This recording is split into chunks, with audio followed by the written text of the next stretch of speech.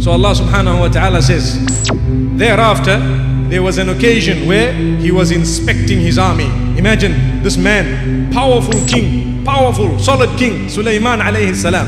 He's inspecting his army. Allah gave him a lot of power. The jinn were frightened of him. Mankind frightened, all the creatures, but they loved him at the same time because he was a just man. He did not oppress anyone. وَتَفَقَّدَ الطَّيْرَ فقال ما لي لا أرى الهدهد أم كان من الغائبين. As he inspected his army, he noticed that the hoopoe bird was missing. One bird, one little bird was missing. Imagine what type of an eye he must have had, Suleiman alayhi salam, that he's noticing from a huge army, one little bird missing. Subhanallah. And he says, what is happening here? I don't see the hoopoe bird. Is he absent? What is it? Questioning. Now look at his statement. Suleiman alayhi salam was a man of few words but powerful words. Few words but very powerful. He says, لَأُعَذِّبَنَّهُ عَذَابًا شَدِيدًا أَوْ لَأَذْبَحَنَّهُ أَوْ لَيَأْتِيَنِّي بِسُلْطَانٍ مُبِينٍ. This hoopoe bird shall be punished severely, or we might even execute it unless it comes with a clear, acceptable excuse. Why is it absent? We need to know. Look at what he is saying.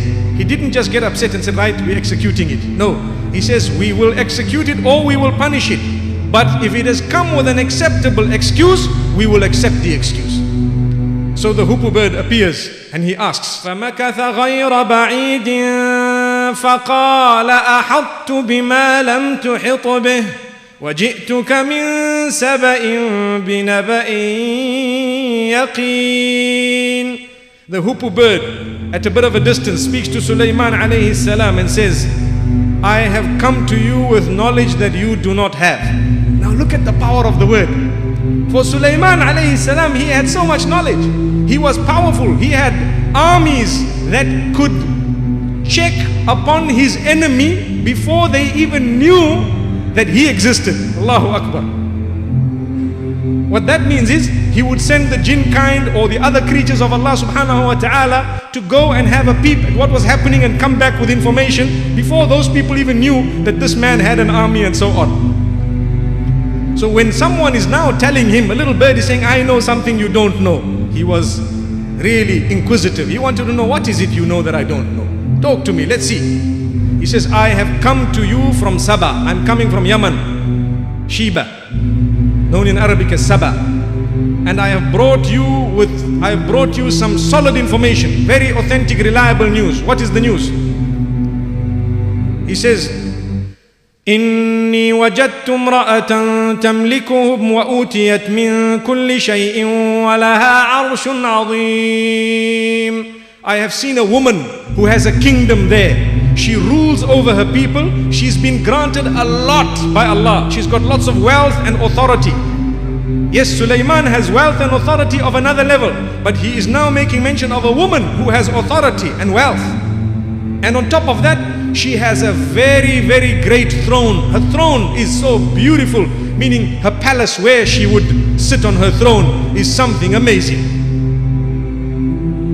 Then he says something else. وَجَدْتُهَا وَقَوْمَهَا يَسْجُدُونَ لِلشَّمْسِ مِن دُونِ اللَّهِ وَزَيَّنَ لَهُمُ الشَّيْطَانُ أَعْمَالَهُمْ فَصَدَّهُمْ عَنِ السَّبِيلِ فَهُمْ لَا يَهْتَدُونَ. He says, but I saw them worshipping the sun besides Allah.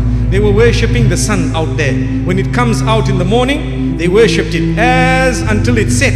They continued worshipping the sun in different ways and different forms. Some narrations make mention of how there were different windows in the palace, 365 windows, or windows enough for a day of every year and so on. All these are narrations that have come to us again from those Israeli riwayat. Whether they are true or not, only Allah knows. The crux is she worshipped the sun. And she did not worship Allah subhanahu wa ta'ala. And what this hoopoe bird is saying, again blaming shaitan. Shaitan is the one who beautified for them this, so they are not guided. Which means shaitan can take away our guidance. When we are sitting, we need to ask ourselves, even as Muslimin, Shaitan comes to us to take our iman away. He comes to us to take our aqidah and our belief away. He comes to us to take our salah away. So we go out and engage in backbiting, and we've given as a gift the salah to the person whom we have backbitten about. So we lost the salah. So we need to be careful of shaitan. And we need to constantly thank Allah subhanahu wa ta'ala for what He's bestowed upon us. Like I always say, the rust we've developed within our spirituality needs to be shining. It needs to be shined. It needs to be removed. And we need to have pure shining spirituality. May Allah subhanahu wa ta'ala grant us goodness, and may He grant us guidance at all times, protection from shaitan. So after that He says, they do not worship Allah. They have refused. Shaitan has misguided them from prostrating for the sake of Allah, who is not only the owner of the skies and the earth and whatever is in, but the one who removes whatever goodness is in the skies and the earth, and He makes it apparent to us, who takes the light out of the skies and the earth for us, and He grants us so much goodness, the owner of absolutely everything. Look at what shaitan has done. He has made them deny Allah and worship the sun. And at this juncture, when we read the Arabic verse, we all fall prostrate for the sake of to Allah subhanahu wa ta'ala and for Allah subhanahu wa ta'ala, because when we hear how the Queen of Sheba and her people did not prostrate for Allah because shaitan led them astray, we are automatically saying, Ya Allah, we will fall prostrate to you, Ya Allah. So this is why we have something known as sajdat tilawah. I've explained it in the past, and here I've just repeated it in brief.